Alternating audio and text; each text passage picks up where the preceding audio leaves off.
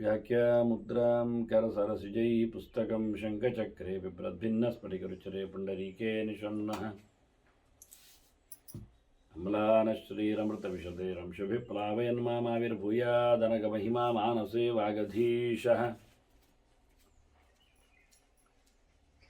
नमस्ते प्राणेश प्रणतविभवायावनिमगाः नमस्वामिन् रामप्रियतमनमन् गुरुगुण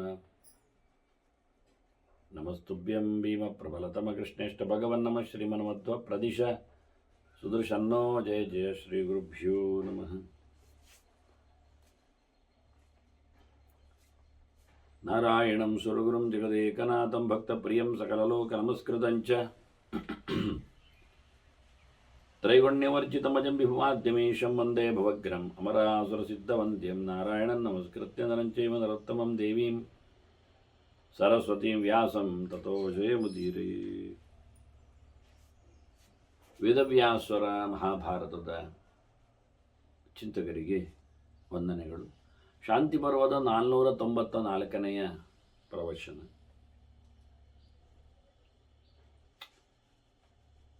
ಅದಾಗಲೇ ದೇವತೆಗಳು ಬ್ರಹ್ಮಾದಿಗಳು ಭಗವಂತನ ದರ್ಶನಕ್ಕಾಗಿ ತಪಗೈದಿದ್ದಾರೆ. ಹಾಗಾಗಿ ಭಗವಂತನ ಮಾತು ಅವರಿಗೆ ಕೇಳಿಸಿಕೊಂಡಿದೆ. ಬಹಳ ದೊಡ್ಡದಾದ ಪ್ರಶ್ನೆಯನ್ನು ನಡೆಸಿಕೊಟ್ಟಿದ್ದ ಜನಮೇಶ. ಅದಕ್ಕನುಗುಣವಾಗಿ ವೈಶಂಪಾಯನರು ಅವರ ಪಾಳಯದಲ್ಲಿ ಆದ ಪ್ರಶ್ನೋತ್ತರಗಳ ಬಗ್ಗೆ ಅವರು ಶಿಷ್ಯರಾಗಿದ್ದಾಗೆ ವ್ಯಾಸರು ಉತ್ತರಿಸಿದ ವಿಚಾರದ ಬಗ್ಗೆ ಗಮನ ಸೆಳೆದಿದ್ದರು. ಹಾಗಾಗಿ ಎಲ್ಲ ದೇವತೆಗಳು ಶ್ವೇತದ್ವೀಪದೆಡೆಗೆ ತೆರಳಿ ತಮ್ಮ ಅಧಿಕಾರಗಳ ಬಗ್ಗೆ ಚಿಂತನೆ ನಡೆಸಿದ್ದಾರೆ. ಹಾಗಾಗಿ ಭಗವಂತ ಅಲ್ಲಿ ಬಹಳ ಸುಂದರವಾದ ಉತ್ತರವನ್ನು ಕೊಟ್ಟಿದ್ದಾನೆ. ಒಂದು ಶಾಸನ ನಡೆದ ಘಟನೆ, ಇವತ್ತಿಗೆ ಆಗಬೇಕಾಗಿರತಕ್ಕ ಧಾರ್ಮಿಕ ಭೂಮಿಕೆ ಒಂದು ದೊಡ್ಡ ಹಿನ್ನೆಲೆ. ಆಗ ನಾರಾಯಣ ಹೇಳುತ್ತಾನೆ, ಪ್ರವೃತ್ತಿಯುಕ್ತಂ ಕರ್ತವ್ಯಂ ಯುಷ್ಮತ್ ಪ್ರಾಣೋಪಬ್ರಹ್ಮಣಂ. ನೀವು ಪ್ರವೃತ್ತಿ ಧರ್ಮವನ್ನು ನಡೆಸಿಕೊಡಬೇಕು ಅಂತ. ಪ್ರಶ್ನೆ ಬಂದದ್ದು ಜನಮೇಜಯನದ ಅದುವೆಯ. ಪ್ರವೃತ್ತಿ ಮತ್ತು ನಿವೃತ್ತಿ ಎರಡು ಕರ್ಮಗಳ ವ್ಯವಸ್ಥೆ. ಮಾಡಿದರೆ ಮುಂದರಿಕೆ ಆಗುವಂಥದ್ದು ಪ್ರವೃತ್ತಿ, ಬಿಟ್ಟು ಹೋಗುವಂಥದ್ದು ನಿವೃತ್ತಿ. ಎರಡು ಪ್ರಕಾರವಾಗಿರತಕ್ಕಂತಹ ವ್ಯವಸ್ಥೆಗಳು. ಇದರ ಮುಂದೆ ವಿವರಣೆ ಅವರು ಕೊಡಲಿಕ್ಕಿದ್ದಾರೆ. ಉದಾಹರಣೆ ಬಂದಾಗ ನಾವು ಅರ್ಥ ಮಾಡಿಕೊಳ್ಳಿಕ್ಕಾಗತ್ತೆ. ಹಾಗಾಗಿ ಈ ದೇವತೆಗಳಿಗೆ ನಾರಾಯಣ ಹೇಳುತ್ತಾನೆ, ನೀವು ಪ್ರವೃತ್ತಿ ಲಕ್ಷಣ ಧರ್ಮವನ್ನು ನಡೆಸಿಕೊಡಬೇಕು, ಲೋಕವಾರ್ತೆಯನ್ನು. ನೀವಿದರಲ್ಲಿ ಬೆಳಿಲಿಕ್ಕೆ ಉಂಟು. ಹಾಗಾಗಿ ನಿಮ್ಮ ಅಸ್ತಿತ್ವಕ್ಕೂ ಇದು ಪೂರಕವಾಗ್ತದೆ. ನೀವು ಮಾಡಬೇಕಾದ ಕೆಲಸ ಏನು ಕೇಳಿದರೆ, ಮಾಂ ಯಜಧ್ವಂ ಸಮಾಹಿತ, ಬಹಳ ಒಳ್ಳೆಯ ಪ್ರಕಾರಗಳಿಂದ ನನ್ನ ಪೂಜೆ ಮಾಡಬೇಕು, ನನ್ನ ಆರಾಧನೆ ನಡೆಸಬೇಕು. ಭಗವಂತ ಇಲ್ಲಿ ಬಹಳಷ್ಟು ಬಾರಿ ಆ ಮಾತುಗಳನ್ನು ಬಗೆ ಬಗೆಗಳಲ್ಲಿ ಹೇಳುತ್ತಾನೆ. ನನ್ನ ಸಮಾರಾಧನೆ, ನನ್ನ ಪೂಜೆ, ನನ್ನ ಪುನಸ್ಕಾರ, ನನ್ನ ಹೋಮ ಹವನ, ಇದನ್ನು ನಿರಂತರವಾಗಿ ನೀವು ಚೆನ್ನಾಗಿ ನಡೆಸಿಕೊಡಬೇಕು. ಯಥಾವಿಧಿ ಶಾಸ್ತ್ರೀಯವಾಗಿ ಅನುಕೂಲ ಮಾಡಿಕೊಂಡು ಅದಕ್ಕೆ ಬೇಕಾಗಿರತಕ್ಕಂಥ ಸಜ್ಜು ಮಾನಸಿಕವಾಗಿ ಮತ್ತು ದೈಹಿಕವಾಗಿ ಮತ್ತು ವಾಚಿಕವಾಗಿ, ಹಾಗೆ ಭೌತಿಕವಾಗಿ ಮತ್ತು ದ್ರವ್ಯಗಳ ಜೊತೆಯಲ್ಲಿ ಎಲ್ಲ ಇದನ್ನೆಲ್ಲ ಬಹಳ ಕಡ್ಡಾಯವಾಗಿ ಬಹಳ ಚಂದವಾಗಿ ನಡೆಸಿಕೊಡುವಂತೆ, ಚಾಚು ತಪ್ಪದೆ ಇದನ್ನು ಭಗವಂತ ಮತ್ತೆ ಮತ್ತೆ ತಿಳಿಸ್ತಾನೆ ಇಲ್ಲಿ ಈ ಪ್ರಕರಣದಲ್ಲಿ. ಹೀಗೆ ದೇವರ ಮಾತು ಕೇಳಿದ್ದ ದೇವತೆಗಳು ಆಯಿತು ಅಂತ ಅದರಂತೆ ನಡೆಸಿಬಿಟ್ಟರು ಅಂತ ವೈಶಂಪಾಯನರು ತಿಳಿಸಿಕೊಡ್ತಾರೆ. ವೇದದೃಷ್ಟೇನ ವಿಧಿನ ವೈಷ್ಣವಂ ಕ್ರತುಮಾಹರನ್. ನೋಡಿ ಎಷ್ಟು ಸ್ಪಷ್ಟವಾದ ಮಾತುಂಟು ಅಂತ. ಯಜ್ಞೇನ ಯಜ್ಞಮಯ ಜಂತ ದೇವಾಹ ಅಂತ ಶ್ರುತಿ ಹೇಳಿದ್ದನ್ನೇ. ತಾನಿ ಧರ್ಮಾಣಿ ಪ್ರಥಮಾನ್ಯಾಸನ್. ಭಗವಂತನನ್ನು ಯಜ್ಞದ ಮಾಧ್ಯಮದಲ್ಲಿ ದೇವತೆಗಳು ಉಪಾಸನೆಗೈದರು. ಅದು ನಮಗೆ ಆರಂಭಿಕವಾದಂತಹ ಒಂದು ಪಾಠ, ಧರ್ಮದ ಪಾಠ ಆಯಿತು, ಆಚರಣೆಯ ಪದ್ಧತಿಯ ಒಂದು ವಿಶೇಷವಾದಂಥ ಶಿಕ್ಷಣ ಅದು ಆಯಿತು ಅಂತ ವೇದೇನು ಹೇಳಿದೆ. ಅದನ್ನು ಇಲ್ಲಿ ಸ್ಪಷ್ಟವಾದ ಮಾತಿನಲ್ಲಿ ಉಲ್ಲೇಖ ಮಾಡ್ತಾರೆ. ದೇವರು ಹೇಳಿ ದೇವತೆಗಳು ಎಲ್ಲರೂ ಸಹ ವೇದದೃಷ್ಟೇನ ವಿಧಿನ, ಮುಖ್ಯವಾಗಿ ವೈದಿಕವಾಗಿ ಮಾಡಬೇಕೆನ್ನುವುದು ಪ್ರಧಾನವಾದ ಮಾತು. ವೇದೇತರ ಕೃತಿಗಳಿಂದ ಯಾವುದೇ ಪದ್ಧತಿಗಳನ್ನು ಅನುಸರಿಸುವಂತಿಲ್ಲ. ವೇದಕ್ಕೆ ಸಂಬಂಧಪಟ್ಟಂತೆ ಬಂತು ಹೇಳುವುದು ವೇದದ ವಿಷಯ ಅಲ್ಲ, ಅದು ಪ್ರಯೋಜನ ಇಲ್ಲ. ಅದರಿಂದ ಅನುಕ್ತಂ ಪಂಚಮೇರ್ವೇದೈ ನವಸ್ತ್ವಸ್ತಿ ಕುತಶ್ಚನ ಅಂತ ಮಾಮೂಲಿಯಾದ ಮಾತು. 5 ವೇದಗಳಿಂದ ಹೇಳಲ್ಪಡದೇ ಇದ್ದ ಸಂಗತಿಗಳೇ ಇಲ್ಲ. ಮುಖ್ಯವಾಗಿ 5ನೇ ವೇದದಲ್ಲಿ ಹೇಳದೇ ಇದ್ದ ಸಂಗತಿಯೇ ಇಲ್ಲ. ಇತಿಹಾಸ ಪುರಾಣ ಪಂಚಮ ವೇದಾನಾಂ ವೇದ ಅಂತ ಹೇಳಿ ಮಹಾಭಾರತ ಪುರಾಣಗಳು, ವೇದವ್ಯಾಸರ ನಿರ್ಮಿತಿಗಳು ನಮಗೆ ನಿಜವಾಗಿಯೂ ಆಧಾರ, ಸರ್ವಾಧಾರ, ಸರ್ವತ್ರಾಧಾರ. ಅವರನ್ನು ಇಟ್ಟುಕೊಂಡು ಮುಂದುವರಿಸಿದ್ದೇವೆ ಹೇಳುವುದನ್ನು ನಾವು ಒಪ್ಪುವಂತಿಲ್ಲ. ಅದನ್ನು ಹೇಳಲಿಲ್ಲ ಅವರು. ಹೆಚ್ಚಾನುಕೂಲಮೇತಸ್ಯ ಎನ್ನುವುದನ್ನು ಅರ್ಥ ಮಾಡಿಕೊಂಡರು. ಅದರ ಆನುಗುಣ್ಯವಾದ ಅದರ ಅನುಕೂಲತೆಯನ್ನು ಚೆನ್ನಾಗಿ ವಿಮರ್ಶೆ ಮಾಡಬೇಕಾಗ್ತದೆ. ಹೀಗಾಗಿ ಪುರಾಣಗಳು, ನಾನು ಉದಾಹರಣೆ ಹೇಳುತ್ತೇನೆ,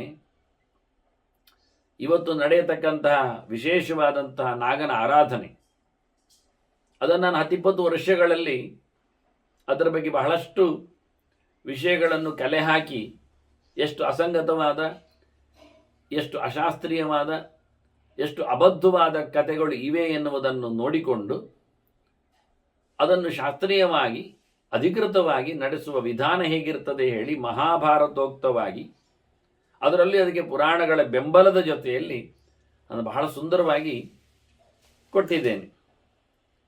ಇದಕ್ಕೆ ಸಪೋರ್ಟ್ ಆಗಿ ಅದು ಬೇಕಾಗಿಲ್ಲ. ಹಾಗಿದ್ದರೂ, ಯಾಕೆಂದರೆ ಮಹಾಭಾರತಕ್ಕೆ ಅಣ್ಣನ ಸ್ಥಾನದಲ್ಲಿ, ತಂದೆಯ ಸ್ಥಾನದಲ್ಲಿ ಇರುವಂತಿರುವುದು ಪಂಚರಾತ್ರ ಸಮೇತಗಳು. ಹಾಗಾಗಿ ಪಂಚರಾತ್ರದ ಕೆಲವು ಮಾತುಗಳನ್ನು ಅದಕ್ಕೆ ಮೂಲವಾಗಿ ತೋರಿಸಿಕೊಟ್ಟಿದ್ದೇನೆ. ಅದು ಅಲ್ಲದೆ ಪಂಚರಾತ್ರಕ್ಕೆ ಸಮಾನಾಂತರವಾಗಿ ಬೆಳೆದಿರುವಂಥದ್ದು ಮತ್ತೆ ಕೆಲವು ತಂತ್ರಗಳು. ಅದು ಪುರಾಣಗಳಿಗಿಂದೇನು ದೊಡ್ಡ ಸಂಗತಿ ಅಲ್ಲ. ಆದರೆ ಅದನ್ನು ಗಮನಿಸುವುದಾದರೂ ಕೆಲವು ತಂತ್ರಗಳ ಮಾತುಗಳನ್ನು ಅಲ್ಲಿ ಉಪಷ್ಟಂಭಕವಾಗಿ ಇಟ್ಟಿದ್ದೇನೆ. ಅದೆರಡನ್ನು ಹೊರತುಪಡಿಸಿದರೂ ಪಂಚಮ ವೇದ ಎನ್ನುವ ನೆಲೆಯಲ್ಲಿ, ಪುರಾಣ ಭಾರತಗಳು ಹೇಳಿದ ನೆಲೆಯಲ್ಲಿ ನಾವು ನಾಗನನ್ನು ಉಪಾಸನೆ ಮಾಡಲಿಕ್ಕೆ ಬರ್ತದೆ. ಅದರಿಂದ ವೇದದೃಷ್ಟೇನ ವಿಧಿನ ವೈಷ್ಣವಂ ಕೃತಮಾಹರನ್, ಏನಾದರೂ ವೇದದಲ್ಲಿ ಹೇಳಿದಂತೆ ಮಾಡಬೇಕು, ಅದರಲ್ಲಿಯೂ ವೈಷ್ಣವವಾಗಿ ನಡೆಸಬೇಕು. 2 ವಿಷಯ. ವೈಷ್ಣವ ಅಂದರೆ ವಿಷ್ಣು ಪ್ರಧಾನವಾಗಿ ಭಗವಂತನ ಪ್ರಸಾದವನ್ನು ಇತರರಿಗೆ ಕೊಡುವಂತೆ ಪೂಜಾ ಪದ್ಧತಿ ಅಂದರೆ ಹಾಗೆ ಕ್ರಮ. ಈ ಪ್ರಕಾರದಲ್ಲಿ ಅವರು ಹೋಮ ಹವನಗಳನ್ನು ಮಾಡಿದರು, ಪೂಜೆ ಪುನಸ್ಕಾರಗಳನ್ನು ನಡೆಸಿದ್ರು, ಬಲಿ ಯಜ್ಞಗಳನ್ನೆಲ್ಲ ತೋರಿಸಿಕೊಟ್ರು. ಇದು ಮುಖ್ಯವಾಗುವಂಥದ್ದು. ಇವತ್ತು ಭಾರತದ ಅಥವಾ ಪುರಾಣಗಳ ಈ ಚಿಂತನೆಗಳನ್ನು ಏಕತ್ರವಾಗಿ ಸಮಾವೇಶಗೊಂಡದ್ದನ್ನು ಕೊಟ್ಟಿದ್ದರೂ ಅನೇಕರು ಆಗ್ರಹಗಳಿಂದಾಗಿ, ಯಾಕೆಂದರೆ ಆಚಾರ್ಯ ಮಧ್ವರೇ ಹೇಳ್ತಾರೆ, ಸಮಯ ಹಿ ಪ್ರವಾಹತಃ ದುರಾಗ್ರಹ ಗೃಹೀತತ್ವ ಅಂತ.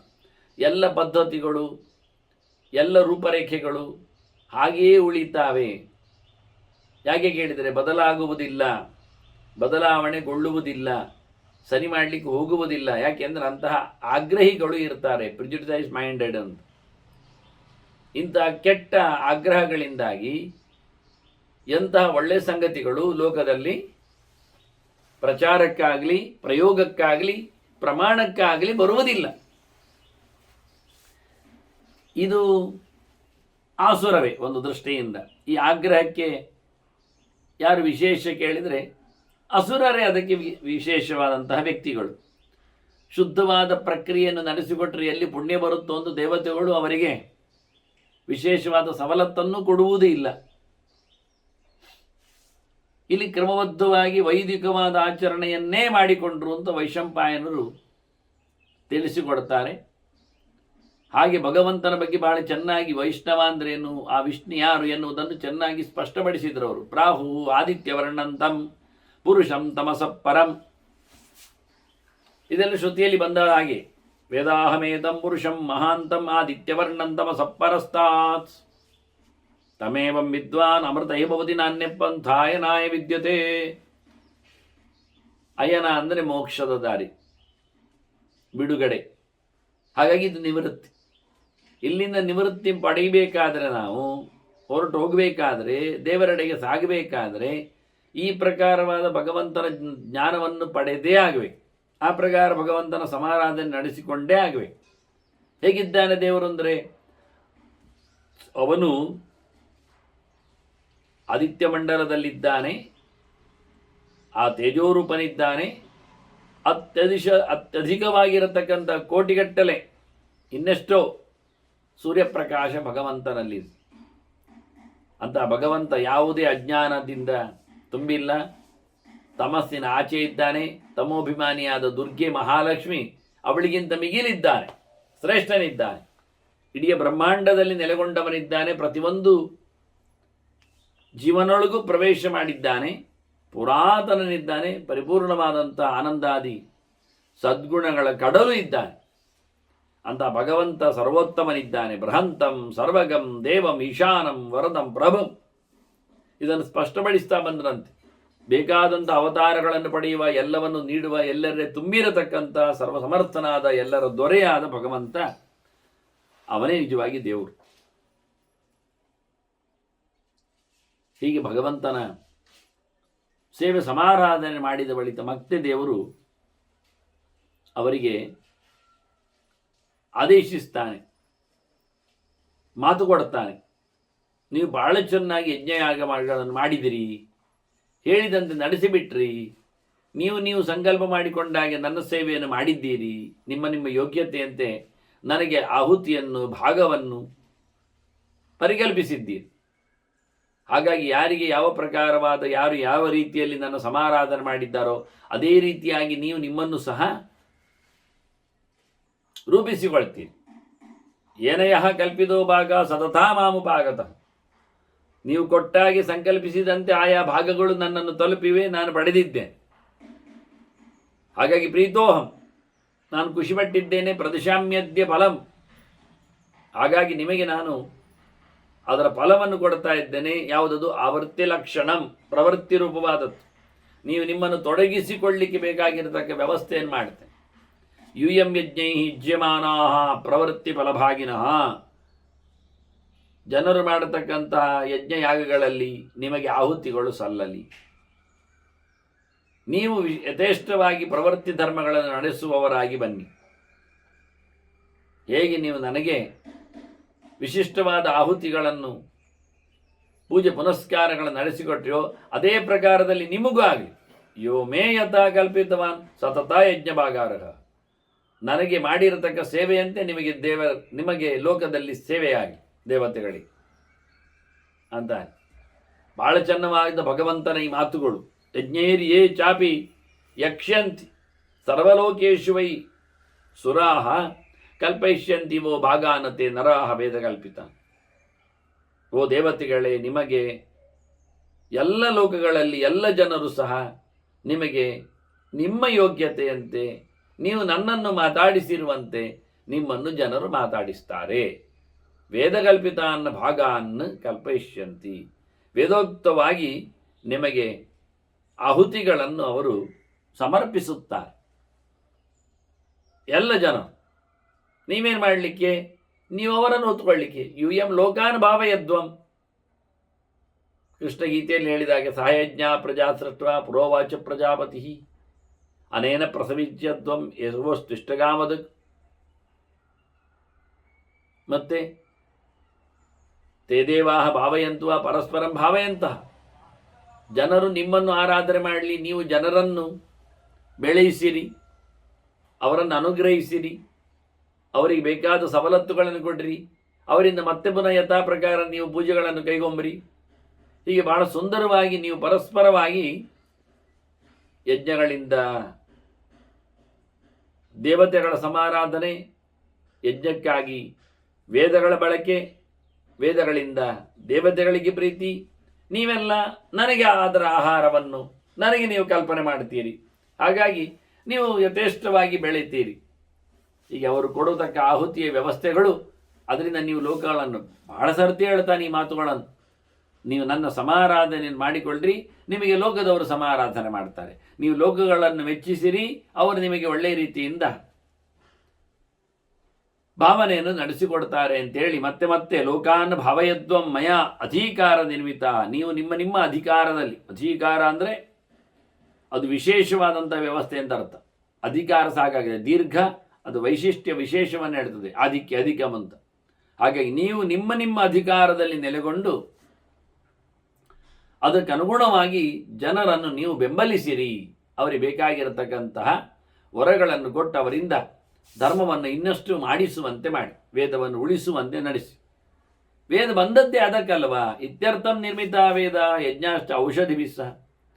ವೇದಗಳ ಮಂತ್ರಗಳು, ಪ್ರಕಾರಗಳು, ಹಾಗೆಯೇ ಅದಕ್ಕೆ ಸಂಬಂಧಪಟ್ಟಂತಹ ದ್ರವ್ಯಗಳು, ವನಸ್ಪತಿಗಳು, ಔಷಧಿಗಳು ಇವೆಲ್ಲ ಇರುವುದು ಅದಕ್ಕೆ. ಸೋಮಲತೆ ಆಗಲಿ, ಅಮೃತಬಳ್ಳಿ ಆಗಲಿ, ಪಾಲಾಶ ಮುಂತಾದ ಮರಗಳಾಗಲಿ, ಹಾಗೆ ಗೋಧಿ ಮುಂತಾದ ಧಾನ್ಯಗಳಾಗಲಿ, ಹಸು ಹಾಲು ತುಪ್ಪ ಎಲ್ಲವೂ, ಹಾಗೆ ಇವೆಲ್ಲ ವೇದದ ಜೊತೆಯಲ್ಲಿ ಯಜ್ಞದ ವ್ಯವಸ್ಥೆಯಲ್ಲಿ ಇದೆಲ್ಲದರ ನಿರ್ಮಾಣ ಆಗಿದೆ. ಹಾಗಾಗಿ ಇದನ್ನೆಲ್ಲ ನೀವು ನಡೆಸಿಕೊಳ್ಳಿ. ಇಲ್ಲಿ ಯಾರಿದ್ದಾರೆ ಆ 7 ಋಷಿಗಳು? ಮರೀಚಿ, ಅತ್ರಿ, ಅಂಗಿರಸ್, ಪುಲಸ್ತ್ಯ, ಪುಲಹ, ಕ್ರತು, ವಶಿಷ್ಠರು, ಹೀಗೆ ಸಪ್ತರ್ಷಿಗಳು ಚತುರ್ಮುಖನಿಂದ ಹುಟ್ಟಿ ಬಂದವರು. ಏತೆ ವೇದವಿಧ ಮುಖ್ಯ ವೇದಾಚಾರ್ಯಾಶ್ಚ ಕಲ್ಪಿತ. ಇವರು ನಿಮಗೆ ವೇದಾಚಾರ್ಯರು. ಇನ್ನು ಮುಂದೆ ವೇದವನ್ನು ಕಲಿಸಿಕೊಡುವವರು, ತಿಳಿಸಿಬಿಡುವವರು, ಎಲ್ಲ ವೇದವನ್ನು ಬಲ್ಲವರಿವರು. ಹಾಗಾಗಿ ಇವರು ಪ್ರವೃತ್ತಿ ಧರ್ಮಿಣಶ್ಚೈವ ಪ್ರಾಜಾಪತ್ಯೇಚ ಕಲ್ಪಿತ. ಇವರು ತಮ್ಮ ವಂಶವನ್ನು ಬೆಳೆಯಿಸುತ್ತಾ, ಪ್ರಾಜಾಪತ್ಯ ಧರ್ಮ, ಪ್ರಜೆಗಳ ಒಡೆಯರಾಗಿ, ಸಂತಾನದ ರೂವಾರಿಗಳಾಗಿ ಅವರು ಪ್ರವೃತ್ತಿ ಧರ್ಮವನ್ನು ನೋಡಿ. ಪ್ರವೃತ್ತಿ ಧರ್ಮ ಅಂದ್ರೆ ಅರ್ಥ ಆಯಿತು, ಮುಂದುವರಿಸುವುದು. ಇಲ್ಲಿ ಮತ್ತೆ ಬರುವಂತೆ, ಮತ್ತೆ ಬೆಳೆಯುವಂತೆ, ಮತ್ತೆ ಬೆಳಗಿಸುವಂತೆ, ಯಾವುದನ್ನು ಬಿಟ್ಟು ಹೋಗದ ಪರಿಸ್ಥಿತಿಯಲ್ಲಿ ಇರುವವರು ಪ್ರವೃತ್ತಿ ಧರ್ಮಿಗಳು. ಆಗ ಇವರೆಲ್ಲ 7 ಜನ ಮರೀಚ್ಯಾದಿಗಳು ವಂಶದ ಬೆಳವಣಿಗೆಯಲ್ಲಿ ಪಾಠದ ಪ್ರವಚನದೊಂದಿಗೆ ವೇದದ ಯಜ್ಞಯಾಗಗಳನ್ನು ನಡೆಸಿಕೊಡುವ ಮೂಲಕ ಇವರು ಬೆಳೀತಾ ಇರ್ತಾರೆ. ಮತ್ತೆ ಮತ್ತೆ ಇಲ್ಲಿ ಯಜ್ಞಯಾಗಗಳು, ಮತ್ತೆ ಮತ್ತೆ ಸ್ವರ್ಗದ ಉಪಭೋಗ, ಮತ್ತೆ ಭೂಮಿಯಲ್ಲಿ ಮತ್ತೆ ಯಜ್ಞ, ಹೀಗೆ ಪ್ರವೃತ್ತಿ ಧರ್ಮದಲ್ಲಿ ಇವರು ಬೆಳಗ್ತಾರೆ. ಅಯಂ ಕ್ರಿಯಾವತಾಂಬಂತಹ ವ್ಯಕ್ತೀಭೂತ ಸನಾತನ. ಇದು ಕ್ರಿಯಾಶೀಲರ ದಾರಿ. ಇದನ್ನು ಅಭಿವೃದ್ಧಿಪಡಿಸಿದವ ಭಗವಂತನ ಇನ್ನೊಂದು ರೂಪ ಅನಿರುದ್ಧ ರೂಪ. ಅನಿರುದ್ಧ ಇತಿ ಪ್ರೋಕ್ತ ಲೋಕಸರ್ಗಕರ ಪ್ರಭು. ಜಗತ್ತಿನ ಸೃಷ್ಟಿಗೆ ಕಾರಣನಾದವ ಬೆಳಿಬೇಕು, ಪ್ರಜೆಗಳು ಬೆಳಿಬೇಕು, ಪ್ರಜೆಗಳು ಸೃಷ್ಟಿಯಾಗಬೇಕು, ಯಜ್ಞ ಸೃಷ್ಟಿಯಾಗಬೇಕು, ಯಜ್ಞ ಬೆಳಿಬೇಕು, ಮಂತ್ರಗಳು ವೇದಗಳು ಸೃಷ್ಟಿಗೊಳ್ಳಬೇಕು, ಅವುಗಳು ಮತ್ತೆ ಉಪಯೋಗಕ್ಕೆ ಬರಬೇಕು, ಬೆಳೆಯಬೇಕು. ಹೀಗೆ ಇಡೀ ಲೋಕದ ಸಮಷ್ಟಿಯಾದಂತಹ ಬೆಳವಣಿಗೆಗೆ ಸೃಷ್ಟಿಕರ್ತನಾಗಿ ಅನಿರುದ್ಧನು ಇಲ್ಲಿವರೆಗೆ ಮುಖ್ಯನಿದ್ದಾನೆ.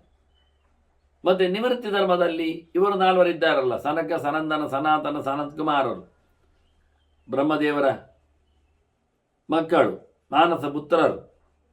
ಅವ್ರ ಜೊತೆಯಲ್ಲಿ ಮತ್ತೆ 3 ಇದ್ದಾರಲ್ಲ, ಸನಹ, ಸನ, ಸುಜಾತಶ್ಚ ಕಪಿಲಃ. ಈ 7 ಜನ ಋಷಿಗಳು ಬ್ರಹ್ಮನ ವಿಶೇಷವಾಗಿ ಮಕ್ಕಳೇ.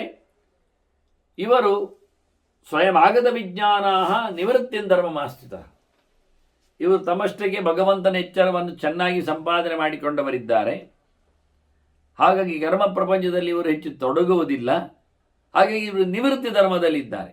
ದೇವರೆಡೆಗೆ ಜ್ಞಾನವಾದಂಥ ಮಾರ್ಗದಲ್ಲಿ ತೆರಳುವವರಿದ್ದಾರೆ. ಇವರು ಸನಕಾದಿಗಳು ನಿವೃತ್ತರು, ಅತ್ತ ಉಳಿದವರು ಮರೀಚ್ಯಾದಿಗಳು ಅವಳು ಪ್ರವೃತ್ತರು ಅನ್ನುವ ನೆಲೆಯಲ್ಲಿ ಇನ್ನು ಮುಂದಕ್ಕೆ ಇಡೀ ಜಗತ್ತು ಧರ್ಮದ ಭೂಮಿಕೆಯಲ್ಲಿ ನಡೆಯುವಂತಾಗಬೇಕು. ಇವರು 7 ಜನ ಏತೆ ಯೋಗವಿದಃ ಮುಖ್ಯಾಃ ಸಾಂಖ್ಯಶಾಸ್ತ್ರ ವಿಶಾರದಾಃ ಆಚಾರ್ಯಾಃ ಧರ್ಮಶಾಸ್ತ್ರೇಷು ಮೋಕ್ಷಧರ್ಮ ಪ್ರವರ್ತಕ. ಇವರು ಧರ್ಮಶಾಸ್ತ್ರಗಳ ಪಂಡಿತರು, ಧರ್ಮಶಾಸ್ತ್ರಗಳನ್ನು ಜನರಿಗೆ ಹಂಚುವವರು, ಆಚಾರ್ಯ ಸ್ಥಾನದಲ್ಲಿ ಕೂತವರು. ಇವರು ಮೋಕ್ಷದ ಮಾರ್ಗವನ್ನು ಮುಂದುವರಿಸುವವರು, ಅದರ ಪ್ರವರ್ತಕರು, ಆರಂಭ ಮಾಡಿದವರಾಗಿ ಉಳಿದವರಿಗೆ ಇವರು ಆದರ್ಶ. ಒಳ್ಳೆ ಯೋಗವನ್ನು ಅರಿತವರು, ಸಾಂಖ್ಯಶಾಸ್ತ್ರದಲ್ಲಿ, ಶುದ್ಧಾತ್ಮ ತತ್ವ ವಿಜ್ಞಾನದ ಶಾಸ್ತ್ರದಲ್ಲಿ, ಸಾಂಖ್ಯದಲ್ಲಿ ಅವರು ನಿಪುಣರಿದ್ದಾರೆ, ಬಲ್ಲವರಿದ್ದಾರೆ. ಹೀಗೆ ಪ್ರವೃತ್ತಿ ಮತ್ತು ನಿವೃತ್ತಿಯ ಧರ್ಮಗಳಲ್ಲಿರುವವರು. ಮತ್ತು ಭಗವಂತ ಅದು ಕ್ಷೇತ್ರಜ್ಞ ಅನಿಸಿಕೊಳ್ಳುವವ, ಎಲ್ಲರಲ್ಲಿ ನೆಲೆಗೊಂಡಿದ್ದಾನೆ ದೇವರು. ಅವನು ಇಡೀ ಜಗತ್ತನ್ನು ಸೃಷ್ಟಿ ಮಾಡಿದವ. ಯಥೋಹಂ ಪ್ರಸತಃ ಪೂರ್ವಂ ಅವ್ಯಕ್ತಾತ್ ತ್ರಿಗುಣೋ ಮಹಾನ್. ಮೊದಲಿಗೆ ಅವ್ಯಕ್ತದಿಂದ ಅಂದರೆ ವ್ಯಕ್ತವಾದಂಥ ಪ್ರಪಂಚದಲ್ಲಿ ಏನೊಂದು ಸೃಷ್ಟಿಯ ವ್ಯವಸ್ಥೆಯಾಗಿದೆ. ಮಹತ್ತತ್ವ, ಅಹಂಕಾರ ತತ್ವ ಮತ್ತು ಮನಸ್ತತ್ವ ಇವೆಲ್ಲ ಪ್ರಕೃತಿಯಿಂದ, ಅವ್ಯಕ್ತಗಳಿಂದ ಬಂದದ್ದು, ಭಗವಂತನಿಂದಾಗಿ ಬಂದದ್ದು. ಈ ತತ್ವಗಳಿಗಿಂತ ಎಲ್ಲಕ್ಕಿಂತಲೂ ಮಿಗಿಲಾದವ ಭಗವಂತ, ವಿಶೇಷವನು. ತಸ್ಮಾತ್ ಪರತರಹ ಯೋಸೌ ಕ್ಷೇತ್ರಜ್ಞ ಇತಿ ಕಲ್ಪಿತ. ಅವನನ್ನು ನಾವು ಕ್ಷೇತ್ರಜ್ಞ ಅಂತ ತಿಳಿಸ್ತೇವೆ. ಎಲ್ಲದರಲ್ಲಿ ನೆಲೆಗೊಂಡವ, ಎಲ್ಲವನ್ನು ತಿಳಿದವನು. ಕಾಲದೇಶದಂತೆ ಅಲ್ಲ, ಜಡ ಅಲ್ಲ, ಅವನು ಅರಿವು ಉಳ್ಳವನಾಗಿದ್ದಾನೆ, ಸರ್ವತ್ರ ಇದ್ದುಕೊಂಡು. ಅಂತಹ ಭಗವಂತ ಅವನು ಸಾಮಾನ್ಯವಾಗಿ ಈ ಪ್ರವೃತ್ತಿ ಮಾರ್ಗಿಗಳಿಗೆ ಸುರುಗುವುದಿಲ್ಲ. ಸೋಹಂ ಕ್ರಿಯಾವತಾಂ ಪಂಥ ಪುನರಾವರ್ತಿ ದುರ್ಲಭ. ಭಗವಂತನೇ ಹೇಳ್ತಾನೆ, ನಾನು ಸಿಗುವುದಿಲ್ಲ. ಪ್ರವೃತ್ತಿಯಲ್ಲಿ ತೊಡಗಿಕೊಂಡವರು ಪ್ರವರ್ತರೇ ಆಗಿರ್ತಾರೆ, ಮುಂದುವರಿತಾ ಇರ್ತಾರೆ, ಮೋಕ್ಷ ಮಾರ್ಗಕ್ಕೆ ಬರುವುದಿಲ್ಲ, ಈಚೆ ತಿರುಗುವುದಿಲ್ಲ, ಅವರು ಎಲ್ಲವನ್ನು ತೊರೆಯುವುದಿಲ್ಲ. ಅವರು ಅದರಿಂದ ನನ್ನ ದಾರಿ ಸಾಮಾನ್ಯವಾಗಿ ಅಂಥವರಿಗೆ ಕಷ್ಟವಾಗಿದೆ. ಹಾಗಾಗಿ ಯಾರಿಗೆ ಯಾವುದು ವಾಸ್ತವವೋ ಸ್ವಭಾವವೋ ಅದರ ಹಾಗೆ ಆಗಲಿಕ್ಕೆ, ನಾನಾಗದ್ರೆ ನಿವೃತ್ತನಾಗ್ತೇನೆ, ನಾನಾಗದೆ ಪ್ರವರ್ತನಾಗ್ತೇನೆ, ಪ್ರಶ್ನೆ ಇಲ್ಲ. ಯಾರಿಗೆ ಎಂಥ ಸ್ವಭಾವ ಇದೆಯೋ ಅದರ ಪ್ರಕಾರದಲ್ಲಿ ಆಗ್ತದೆ, ಆಗಬೇಕು. ಅದೇ ಕ್ರಮ, ಸೃಷ್ಟಿಯ ವ್ಯವಸ್ಥೆ. ಅದನ್ನು ನಾರಾಯಣ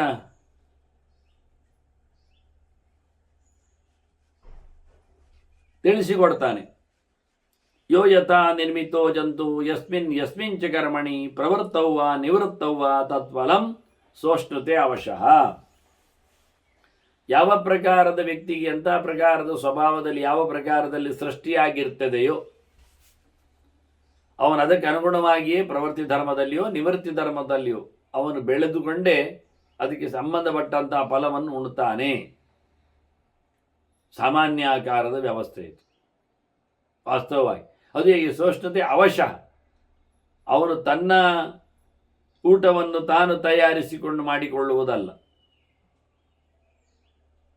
ಅದಾಗುವುದು ಕರ್ಮದ ಸಿದ್ಧಾಂತ ಅಂತ. ಇದೆಲ್ಲ ಆದದ್ದು ಹೇಗೆ ಅಂದರೆ ಪರಮಾತ್ಮನ ವಶನಾಗಿದ್ದುಕೊಂಡೆ. ಅವಶ ಅಂದ್ರೆ ಆಹ ಇತಿ ಬ್ರಹ್ಮ ಅಂತ.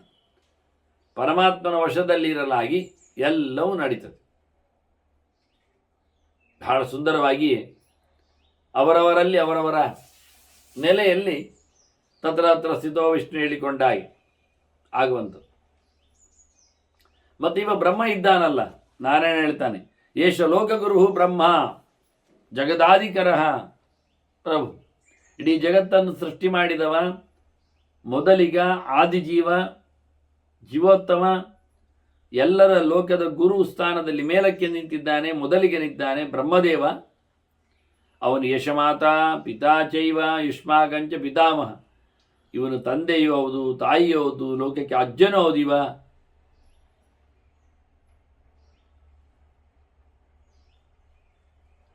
ಈ ಬ್ರಹ್ಮದೇವ ನಾನು ಹೇಳಿದಾಗೆ ಕೇಳುವವ. ಮಯಾನುಶಿಷ್ಟ ಭವಿತ ಸರ್ವಭೂತವರ ಪ್ರದ. ಇಡೀ ಜಗತ್ತಿಗೆ ಬೇಕಾದ್ದನ್ನು ಕೊಡುವವನಿದ್ದಾನೆ, ವಿಜ್ಞಾನಮಯ ಕೋಶದ ಅರಸನಿದ್ದಾನೆ, ಮುಖ್ಯವಾಗಿ ಉಸಿರಿನ ದೇವತೆಯಾಗಿದ್ದಾನೆ ವಾಯುರೂಪದಲ್ಲಿ. ಹಿಂದೆ ಆಗಿದ್ದ, ಈಗ ಅವನು ವಾಯುವಾಗಿದ್ದಾನಲ್ಲ, ಅದು ಅವನ ಕಂಟ್ರೋಲಲ್ಲಿದೆ. ಹಾಗಾಗಿ ಇಡೀ ಜಗತ್ತನ್ನು ಗಮನಿಸುವಂತೆ, ಗುರುತಿಸುವಂತೆ, ಜಗತ್ತನ್ನು ಹೊತ್ತುಕೊಳ್ಳುವಂತೆ, ನೋಡಿಕೊಳ್ಳುವಂತೆ ಈ ಬ್ರಹ್ಮದೇವ ಇದ್ದಾನೆ. ಅವನು ನಾನು ಹೇಳಿದ್ದು ಕೇಳ್ತಾನೆ. ನನ್ನ ಅಡಿಯಾಳಾಗಿ ಬ್ರಹ್ಮದೇವ ಲೋಕವನ್ನು ಬೆಳಗಿಸ್ತಾನೆ. ನಿಮ್ಮೆಲ್ಲರ ಗುರು ಅವ, ಎಲ್ಲರಿಗಿಂತ ಮಿಗಿಲಾಗಿದ್ದಾನೆ. ಮೊತ್ತ ಮೊದಲ ಜೀವನಿದ್ದಾನೆ, ಮಹತ್ತತ್ವ ಆಗಿದ್ದಾನೆ ಅವನು. ಆದರೆ ಅವನು ನನಗೆ ಸಣ್ಣವ, ಅವನು ದೊಡ್ಡವ. ಮಹತ್ತತ್ವ ಅಭಿಮಾನಿಯಾಗಿದ್ದರು, ಅವನು ತತ್ವದಲ್ಲಿ ದೊಡ್ಡವ, ಯೋಗ್ಯತೆಯಲ್ಲಿ ನನ್ನಷ್ಟಲ್ಲ. ಆದ್ದರಿಂದ ಅವನು ಸಣ್ಣವೇ ಇದ್ದಾನೆ ವಾಸ್ತವವಾಗಿ. ಹಾಗಾಗಿ ನನ್ನಿಂದ ಅವನ ನಿಯಮೇನಿದ್ದಾನೆ. ಇವನಿಂದ ಹೇಳಿಕೊಂಡ್ರೆ ಅಸ್ಯಜೈವ ಆತ್ಮಜೋ ರುದ್ರಃ ಲಲಾಟಾದ್ಯ ಸಮುತ್ತಿತ. ಇವನ ಹಣೆಯಿಂದ ಹುಟ್ಟಿದವ ರುದ್ರದೇವ ಇದ್ದಾನೆ, ಅವನ ಮಗ. ನನ್ನ ಮಗ ಬ್ರಹ್ಮ, ಅವನು ಎಲ್ಲ ಜಗತ್ತಿಗೂ ವರವನ್ನು ಕೊಡಲು ಸಮರ್ಥ. ನಾನು ಹೇಳಿದ ಕೇಳುವವ. ಅವನ ಮಗ ರುದ್ರ ಇದ್ದಾನೆ, ಅವನ ಹಣೆಯಿಂದ ಹುಟ್ಟಿ ಬಂದದ್ದು. ಅವನು ಬ್ರಹ್ಮಾನುಶಿಷ್ಟ ಭವಿತ. ನಾರಾಯಣ ಹೇಳ್ತಾನೆ, ಅವನು ಬ್ರಹ್ಮದೇವರು ಹೇಳಿದಾಗೆ ಕೇಳಬೇಕವ. ಅವನು ಬ್ರಹ್ಮನ ಮಗ, ಅವನಿಗೆ ಬ್ರಹ್ಮ ಅಧಿಕಾರಿ ಇದ್ದಾನೆ. ಅವ ಸರ್ವಭೂತಧರ ಪ್ರಭು. ಶಂಕರನ ಇತಿಹಾಸ ಏನು? ಅವನು ಸರ್ವಭೂತಗಳನ್ನು ಹೊತ್ತುಕೊಳ್ಳುತ್ತಾನೆ. ಪಂಚಭೂತಗಳ ಅಪ್ಪ ಒಡೆಯ. ಹೀಗಾಗಿ ಅವನು ಅತ್ಯಂತ ಎತ್ತರದವ, ಪ್ರಶಸ್ತದವ ಭಗವಂತ. ಅವನ ನಂತರದಲ್ಲಿ ಬ್ರಹ್ಮ, ಅವನ ನಂತರದಲ್ಲಿ ರುದ್ರ, ಅವನ ನಂತರದಲ್ಲಿ ಅವನ ಮಗನನ್ನು ಹೇಳಿದ್ದು, ರುದ್ರನ ಮಗನನ್ನು ಹೇಳಿದ್ದು ಸ್ಕಂದನನು, ಷಣ್ಮುಖನನ್ನು. ಹೀಗೆ ಪ್ರಧಾನವಾದ ಚಿಂತನೆಯ ಕ್ರಮ. ಭಗವಂತ ಹೇಳಿದ ಹಾಗೆ ಚತುರ್ಮುಖ ಕೇಳ್ತಾನೆ, ಚತುರ್ಮುಖ ಹೇಳಿದ ಹಾಗೆ ರುದ್ರದೇವರು ಕೇಳ್ತಾನೆ ಎನ್ನುವ ಮಾತನ್ನು ಇಲ್ಲಿ ಅಧಿಕೃತವಾಗಿ ಉಲ್ಲೇಖ ಮಾಡಿ ನೀವು ಹೋಗಿ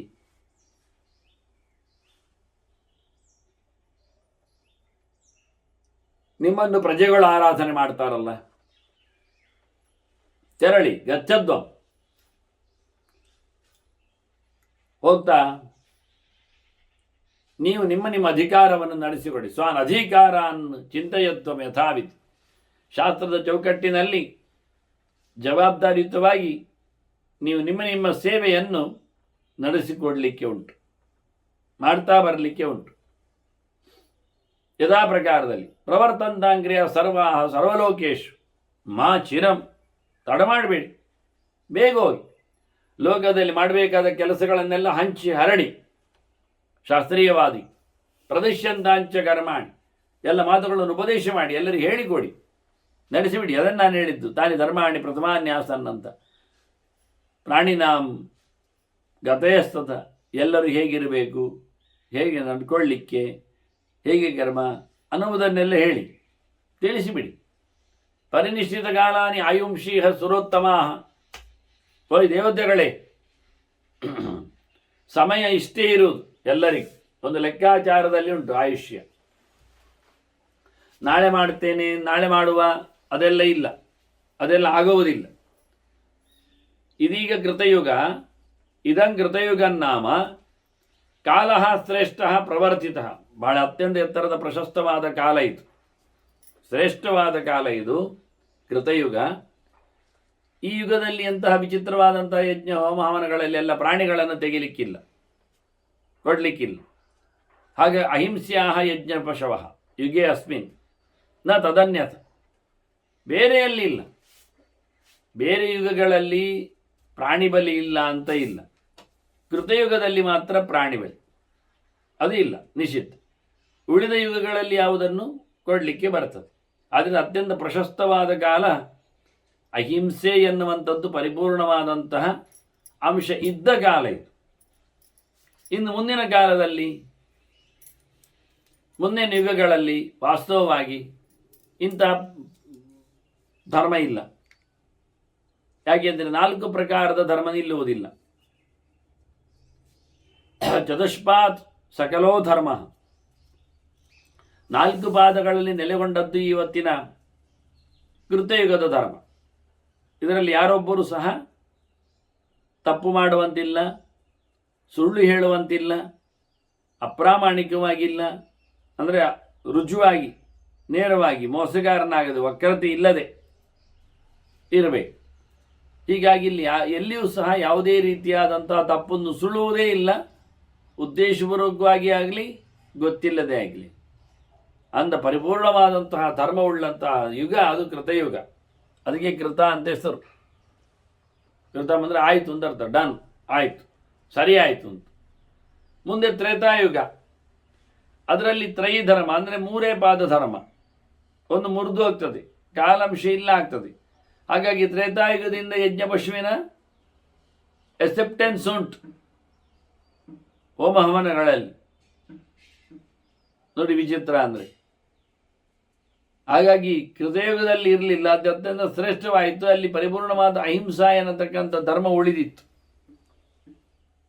ಇಲ್ಲಿ ಪ್ರಾಣಿಯನ್ನು ಯಜ್ಞಕ್ಕೋಸ್ಕರ ಕೊಡಬಹುದು ಅಂತೇಳಿ ಅಹಿಂಸೆಯ ವಾದವನ್ನೇ ವಿಚಾರಿಸಿ ಚೇಂಜ್ ಮಾಡಿತು.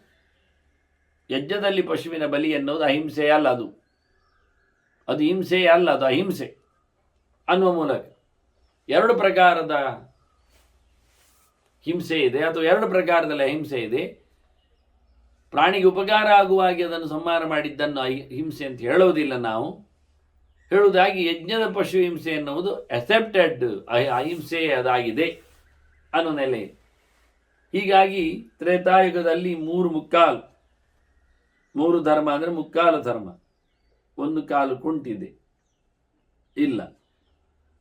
ದ್ವಾಪರಕ್ಕೆ ಬಂದಾಗ ಅದು ತೋಪರು, ಆಚೆಗೂ ಈಚೆಗೂ ಸಮ.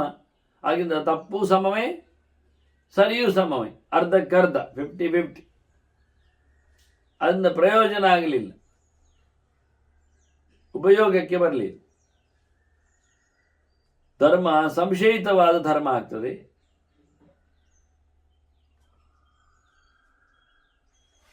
ಉಭಯತ್ತರ ಅದಕ್ಕೆ ಬೇಕಾಗಿರತಕ್ಕಂಥ ಪುಷ್ಟಿಯ ಕಾರಣಗಳಿರ್ತವೆ. ಮತ್ತೆ ಮುಂದೋದ್ರೆ ಅದು ಕಲಿಯುಗ. ಕಲಿಯುಗದಲ್ಲಿ ಒಂದೇ ಪಾದ ಧರ್ಮ ಇರುವುದು, 1/4, ಮುಕ್ಕಾಲಂಶ ಧರ್ಮ ಇಲ್ಲ. ಇದು ಯುಗದ ಲಕ್ಷಣ, ಯುಗದ ಕ್ರಮ.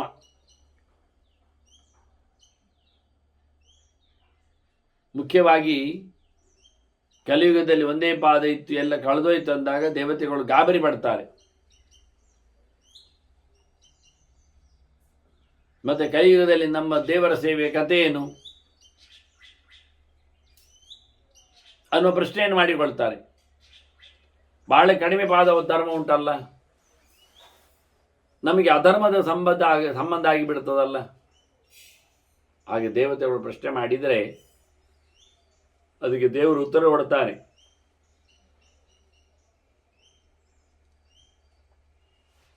ಕಾಣುವುದಿಲ್ಲ ದೇವರು, ಆದರೆ ಕೇಳುತ್ತದೆ. ಹೇಳ್ತಾನೆ, ನೋಡಿ,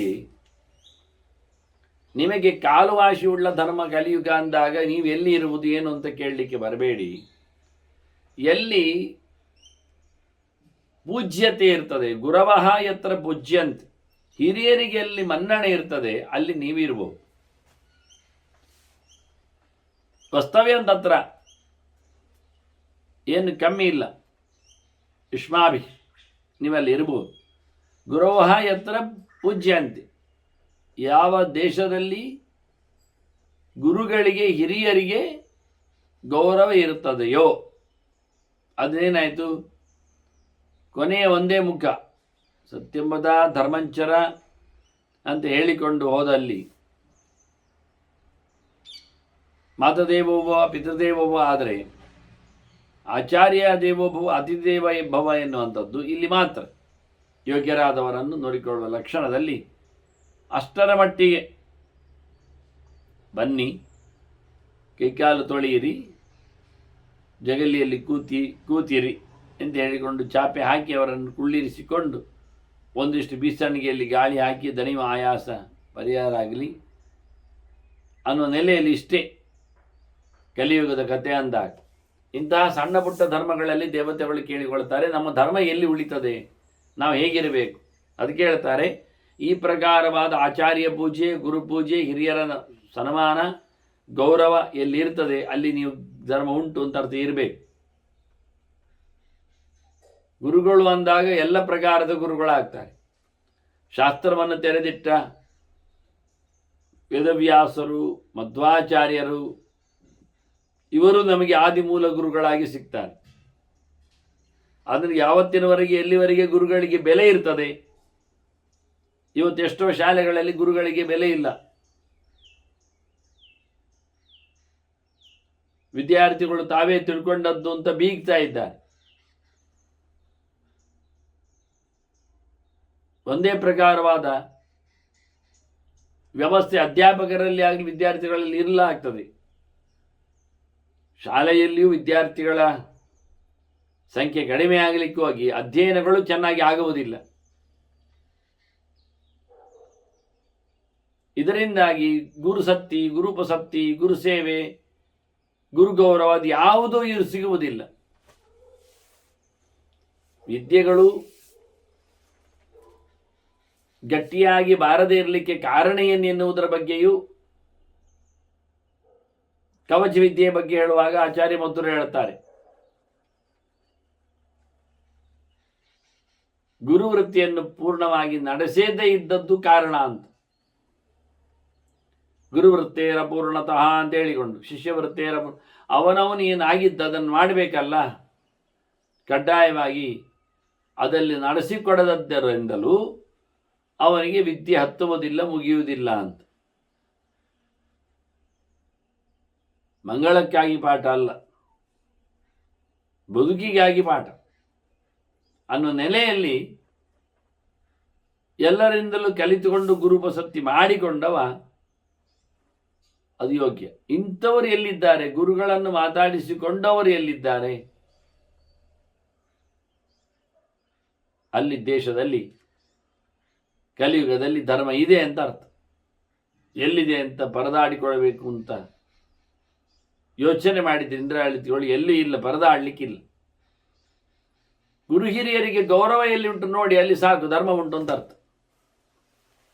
ಅದು ಗುರುಗಳು ಯಾರು, ಹೇಗಿದ್ದಾರೆ? ನಾವೊಂದೊಮ್ಮೆ ಯಾವುದೋ ಒಂದು ಕಲಿಕೆಯೋ ಕುಣಿಕೆಯೋ ಆಂಗ್ಲವೋ ಅದನ್ನೆಲ್ಲ ಹೇಳಿಕೊಟ್ರೆ ಅಂಥವರನ್ನು ಹೇಳಿದರೆ ಅದಕ್ಕೆ ಹೇಳ್ತಾರೆ ಗುರವೋ ಯತ್ರ ಪೂಜ್ಯಂತೆ, ಮುಖ್ಯವಾಗಿ ಸಾಧುವೃತ್ತ ಸಮನ್ವಿತ ಅಂತ. ಅವರಲ್ಲಿ ಸಂಸ್ಕೃತಿ ಉಂಟಾ ಅಂತ ನೋಡಿ, ಸಂಸ್ಕಾರ ಆಗಿದೆಯಾ ತಿಳಿಯಿರಿ, ಸಂಸ್ಕೃತ ಬರ್ತದ ಅಂತ ಕೇಳಿ.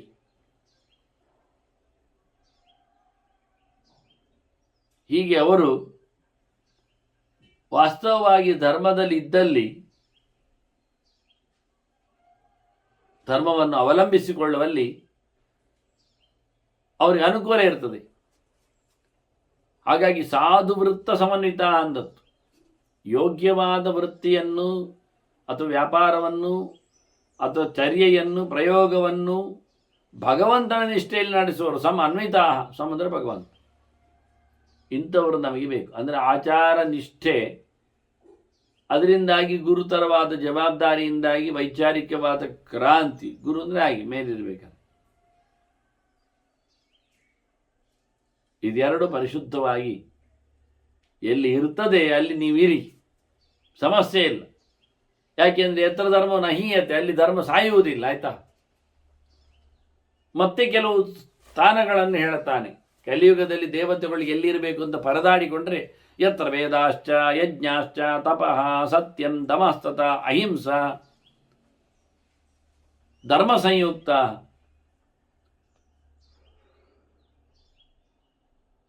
ವೇದಗಳು ಎಲ್ಲಿ ಬದುಕಿರ್ತವೆ,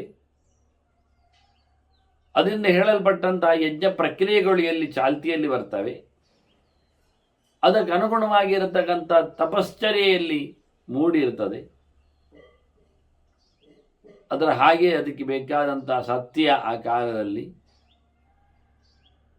ಮತ್ತೆ ನಿಗ್ರಹ ಇಂದ್ರಿಯಗಳದ್ದು, ಅದರೊಟ್ಟಿಗೆ ಹಿಂಸೆ ಇಲ್ಲದೇ ಇರುವಂತೆ ಧರ್ಮವನ್ನು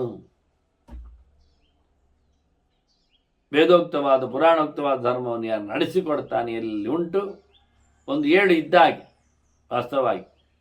ಯತ್ರ ವೇದಾಶ್ಚ ಯಜ್ಞಾಶ್ಚ ಆನಂತರ ತಪಃ ಸತ್ಯಂ ದಮಸ್ತತ ಅಹಿಂಸಾ ಮತ್ತು ಧರ್ಮ ಸಂಯುಕ್ತ ಅಂತ ಕಡೆಯಲ್ಲಿ ಪ್ರಚಯೇಯು ಸುರೋತ್ತಮ. ನೀವಲ್ಲಿ ಇರಬೇಕು, ನಿಮಗಲ್ಲಿ ಇರ್ಬೋದು, ನಿಮಗಲ್ಲಿ ಅನುಕೂಲ ಆಗ್ತದೆ, ಪೂಜೆ ಪುನಸ್ಕಾರಗಳಾಗ್ತದೆ. ಕಲಿಯುಗದಲ್ಲಿ ಒಂದು ಪಾದ ಧರ್ಮ ಇದ್ದಾಗ ನಮ್ಮ ಗತಿಯೇನು ಅಂತ ಕೇಳಲಿಕ್ಕೆ ಬರಬೇಕು. ಎಲ್ಲಿ ಇಂತಹ ಸಂದರ್ಭಗಳಿರ್ತವೆ ಅಲ್ಲಿ ಆಗ್ತದೆ, ಅಲ್ಲಿ ಇರಲಿಕ್ಕೆ ಆಗ್ತದೆ.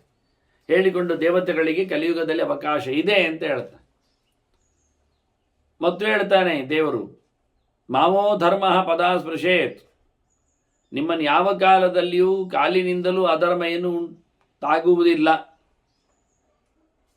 ನೀವು ಅಧರ್ಮವನ್ನು ಎಂದಿಗೂ ಮಾಡಕೂಡದು, ನಿಮ್ಮನ್ನು ಎಂದಿಗೂ ಅಧರ್ಮ ಮುಟ್ಟಕೂಡದು. ಖಾಲಿ ಇರುವಾಗ ಧರ್ಮ ಕಮ್ಮಿ ಆಯ್ತಲ್ಲ ಹೇಳಿದರೆ ಇಲ್ಲ, ಕಾಲು ಧರ್ಮ ಆಗ್ತದೆ ಅಂತ ಅಷ್ಟೇ ಹೊರತು ಅದು ಬಿಟ್ಟು ಪೂರ ಅಧರ್ಮಗಳು ಆಗ್ತಾ ಇರ್ತವೆ ಅಂತ ವ್ಯವಸ್ಥೆ ಅಲ್ಲ. ಹೀಗಾಗಿ ನೀವು ಅಧರ್ಮವನ್ನು ಮಾಡದಿರಿರಿ, ನಿಮಗೆ ಅಧರ್ಮ ಆಗದಿರಲಿ. ಕಾಲಿಕವಾದ ಧರ್ಮಗಳನ್ನು ಕಾಲಕ್ಕೆ ಸಂಬಂಧಪಟ್ಟಂತೆ ಕಡಿಮೆ ಇದ್ದಲ್ಲಿ ನಡೆಸಿಕೊಳ್ಳಲಿಕ್ಕೆ ಉಂಟು. ಅಂದ್ರೇನಾಯಿತು, ಕೃತಯುಗದಲ್ಲಿ ಮಾತ್ರ ಯಜ್ಞಯಾಗಗಳು, ಉಳಿದ ಸಂದರ್ಭಗಳಲ್ಲಿ ಇಲ್ಲ. ಹಾಗಾಗುವುದಿಲ್ಲ. ಕಲಿಯುಗದಲ್ಲಿಯೂ ಇಂತಹ ಪೂಜೆ ಪುನಸ್ಕಾರಗಳು ದೇವತೆಗಳನ್ನು ಭಾವನೆ ಮಾಡಲಿಕ್ಕೆ ತ್ರೇತಾಯುಗದಲ್ಲಿ ಮಾತ್ರವೇ, ಕೃತಯುಗದಲ್ಲಿ ಮಾತ್ರವೇ ಅಂತಲ್ಲ, ಅಲ್ಲಿ ಅಲ್ಲಿ ಮಾಡುವಾಗ ಹೆಚ್ಚು ತಪ್ಪುಗಳಾಗ್ತವೆ. ಆದರೆ ಇದನ್ನು ಸರಿದೂಗಿಸಿಕೊಳ್ಳಲಿಕ್ಕೆ ಬರ್ತದೆ ಕಲಿಯುಗದಲ್ಲಿ ಅಂದಾಗ. ಅದಕ್ಕೋಸ್ಕರ ಅದನ್ನು ಸರಿ ಮಾಡಲಿಕ್ಕೆ ಉಂಟು. ತಪ್ಪು ಮಾಡದೆ, ನೀವು ಯಾವತ್ತೂ ಅಧರ್ಮವನ್ನು ನಡೆಸಿಕೊಳ್ಳದೆ, ಅಧರ್ಮಕ್ಕೆ ಶಾಮೀಲಾಗದೆ, ಸೇರಿಕೊಳ್ಳದೆ, ನಿಮ್ಮನ್ನು ಚೂರು ಅಧರ್ಮ ಮುಟ್ಟದಂತೆ ನೀವು ಧರ್ಮಾತ್ಮರಾಗಿ ನಡೆಸಿಕೊಡಬೇಕು. ಈ ರೀತಿಯಾಗಿ ಧರ್ಮದ ಚೌಕಟ್ಟುಗಳು ಯುಗಕ್ಕೆ ಅನುಗುಣವಾಗಿ ಕಾಲಕ್ಕೆ ಬದಲಾದಂತೆ ಇದು ಆಗಿ ಹೋಗ್ತದೆ. ಕಾರಣ ಯಾರಾಗಿದ್ದರೂ ಪ್ರಧಾನವಾದ ಕಾಲಕ್ಕೆ ಅದರದ್ದೇ ಆಗಿರತಕ್ಕ ಧರ್ಮ ಉಂಟಲ್ಲ. ಹಿಂದೆ ಅದನ್ನು ಉಲ್ಲೇಖ ಮಾಡಿದರು ಅವರು. ಹೇಗೆ ವಸಂತ ಬಂದಾಗ, ಹೇಗೆ ಮಳೆ ಬಂದಾಗ ಗಿಡ ಮರಗಳಲ್ಲಿ, ಪಕ್ಷಿ ಪ್ರಾಣಿಗಳಲ್ಲಿ ಬದಲಾವಣೆ ಆಗ್ತದೋ ಆ ಬದಲಾವಣೆಯ ಕಾಲವನ್ನು ಸೂಚಿಸ್ತದೆ. ಹೂಗಳು ಬಂದಾಗ, ಚಿಗುರುಗಳು ನಿಂತಾಗ, ಹಣ್ಣುಗಳು ಕಲಿತಾಗ, ಇವನ್ನೆಲ್ಲ ಗಮನಿಸಿದಾಗ ಋತುಗಳು ಬೇರೆ ಆದದ್ದು ಅರ್ಥ ಆಗ್ತದೆ. ಹಾಗಾಗಿ ಆಯಾ ಕಾಲದಲ್ಲಿ ಆಯಾ ಧರ್ಮಗಳು ಆಗಲೇಬೇಕು. ಅಂದ ಕಲಿಕಾಲದಲ್ಲಿ ಅದರದ್ದೇ ಆದ ಪೌರುಷಗಳು, ಪ್ರಭಾವಗಳು, ಅಧರ್ಮದ ವ್ಯವಸ್ಥೆಗಳು ಬಂದಿರ್ತವೆ. ಅಂದ ತಕ್ಷಣ ಕಲಿಯುಗದಲ್ಲಿ ಪರಿಪೂರ್ಣವಾಗಿ ಅಧರ್ಮವೇ ಅನ್ಯಾಯವೇ ಅಲ್ಲ, ಕಾಲಾಂಶ ಧರ್ಮ ಇದೆ. ಆ ಕಾಲಾಂಶ ಧರ್ಮದಲ್ಲಿ ಕೆಲವೇ ಒಂದು ಅಂಶಗಳಲ್ಲ, ತುಂಬ ವಿಷಯಗಳಿವೆ. ಅದರಿಂದ ವೇದಗಳೂ ಉಳಿತಾವೆ. ಉಳಿದದ್ದಲ್ಲಿ ನಿಮಗೆ ಅವಕಾಶ ಇದೆ. ಯಾಕೆ, ವೇದದಲ್ಲಿ ಬರತಕ್ಕಂಥ ಮಾತುಗಳು ನಿಮ್ಮನ್ನು ಹೇಳುತ್ತವೆ, ದೇವತೆಗಳಲ್ಲಿ ಇದ್ದಾರೆ. ಇನ್ನು ಮುಂದಕ್ಕೆ ನೋಡಿದರೆ ರಿಚುವಲ್ಸ್ಗಳು ಇರ್ತವೆ, ಪದ್ಧತಿಗಳು ಇರ್ತವೆ. ತಪ್ಪು ತಪ್ಪಾದರೂ ಮಾಡ್ತಾರೆ. ಅದನ್ನು ಅವರಿಗೆ ಸರಿ ಮಾಡುವಂತೆ, ತಿಳಿದು ಮಾಡುವಂತೆ ದೇವತೆಗಳೇ ಪ್ರೇರಣೆಗೈಬೇಕು. ದೇವತೆಗಳು ಪಲಾಯನ ಮಾಡುವುದಲ್ಲ, ಅಧರ್ಮ ಆಗ್ತದೆ ಎಲ್ಲಿ ಇಡುವುದು ಅಂತ. ಆ ಅಧರ್ಮವನ್ನು ಸರಿ ಮಾಡಿಸಬೇಕು ಬೈ ಫೋರ್ಸ್ಲಿ ಅವನಿಂದ. ಅದರಂತೆ ಅಧ್ಯಯನ, ಕಲಿಕೆ, ವೇದಗಳು ಮಂತ್ರಗಳು ಪ್ರಯೋಗದಲ್ಲಿ ಬಂದರು, ಅದನ್ನು ಅಂತಶ್ಚಕ್ಷುಸ್ಸಿನಲ್ಲಿ ಕಾಣುವಂತೆ ಆಗಬೇಕಲ್ಲ, ಪಾಠದಲ್ಲಿ ಬರಬೇಕಲ್ಲ. ಅದಕ್ಕೆ ಬೇಕಾಗಿರತಕ್ಕಂಥ ಶಾರೀರಿಕವಾದಂಥ ಒಂದು ಶಿಸ್ತು, ಸಂಯಮ, ಅದೇ ಶಾರೀರಿಕವಾದ ತಪಸ್ಸು, ಮಾನಸಿಕವಾದ ವಾಚಿಕವಾದ ತಪಸ್ಸಿನೊಡನೆ. ಹಾಗೆ ಮಾಡಿದರೆ ಹಗುರ ಆಗ್ತಾನಮ್ಮ. ಅಲ್ಲಿಂದ ಮುಂದಕ್ಕೆ ಸಂಬಂಧಪಟ್ಟಂತೆ ಯಮನಿಯಮಗಳು, ಅಹಿಂಸಾ, ಸತ್ಯಮಸ್ತೆ, ಬ್ರಹ್ಮಚರ್ಯ, ಅಪರಿಗ್ರಹ, ಯಮಾಹ, ತಪಃ, ತುಷ್ಟಿ, ಸ್ವಾಧ್ಯಾಯ, ಹರಿಭೋಜನಂ, ಶೌಚಂ. ಇದನ್ನು ಆದಷ್ಟು ಮಾಡಿಕೊಳ್ಳಲಿಕ್ಕೆ ಬರಲಿಕ್ಕೆ ಹೇಳಲಿಕ್ಕೋಸ್ಕರ ಅವರು ಸತ್ಯವನ್ನು, ತಪಸ್ಸನ್ನು, ನಿಯಮ ಮತ್ತು ಯಮದಲ್ಲಿ ಒಂದೊಂದನ್ನು ಹಿಡಿದದ್ದು. ಮತ್ತೆ ನಿಗ್ರಹ ದಮ ಶಬ್ದದಿಂದ ಬಂದಿದೆ. ದಮ ಇಂದ್ರಿಯ ನಿಗ್ರಹ ಅಂತ ಹೇಳಿಕೊಂಡು, ಮದ ಬಾರದಂತೆ, ಸೊಕ್ಕು ಬಾರದಂತೆ ಇರುವುದೇ ಕಡಿಮೆ ಇದ್ದಾಗ ಇಂಥದ್ದೆಲ್ಲ ಇರುವುದು ಜ್ಞಾನಿಗಳ ವರ್ಗದಲ್ಲಿ ಎನ್ನುವುದು ಗೊತ್ತವನಿಗೆ. ಬಡವರಾಗಿದ್ರೂ ಅನ್ಯಾಯ ಮಾಡಲಿಕ್ಕೆ ತೆರಳುತ್ತಾರೆ. ಒಬ್ಬರ ಬಡತನದಿಂದ ಮಗದೊಬ್ಬನ ಬಡತನವು ಬೆಳೀತದೆ ಕೆಲವೊಮ್ಮೆ. ಹಾಗಾಗಿ ಆದಷ್ಟು ಕಡಿಮೆ ಮಟ್ಟದ ಹಿಂಸೆಗೆ ಅವಕಾಶ ಕೊಟ್ಟಿದ್ದಾರೆ ಯಜ್ಞದಲ್ಲಿ. ಆಗಿದ್ದರೂ ಕಲಿಯುಗದಲ್ಲಿ ಮತ್ತೆ ಪುನಃ ಅದಕ್ಕೆ ನಿಷೇಧ, ಮಾಂಸ ಭಕ್ಷಣಕ್ಕೆ ಮಾಡಲಿಕ್ಕೆ ಹೋಗಿ.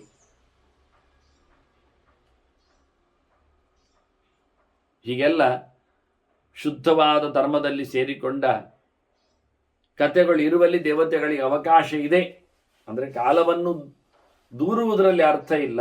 ಕಾಲದಲ್ಲಿ ಕಾಲಾಂಶ ಒಳ್ಳೆಯ ಇದು ಉಂಟಲ್ಲ, ಅದನ್ನು ನೋಡಿಕೊಂಡು ಅದರಂತೆ ಮಾಡಲಿಕ್ಕೆ ಉಂಟು ಅಂತೇಳಿ. ಇರುವಂಥದ್ದು ಬಹಳಷ್ಟು ವಸ್ತುಗಳಿವೆ, ಒಂದೆರಡಲ್ಲ, ಮಾಡುವಂಥದ್ದು ಮಾತ್ರ ಅಲ್ಲ, ತಿಳಿಯುವಂಥದ್ದು ಬೇಕಾದಷ್ಟಿದೆ. ಹೀಗಾಗಿ ದೇವತೆಗಳಿಗೆ ಅವರೇನೊಂದು ಸಂಶಯ ಇತ್ತು, ಪ್ರವೃತ್ತಿಯಲ್ಲಿ ಅವರಿಗೇನೊಂದು ಸಂಕೋಚ ಇತ್ತು.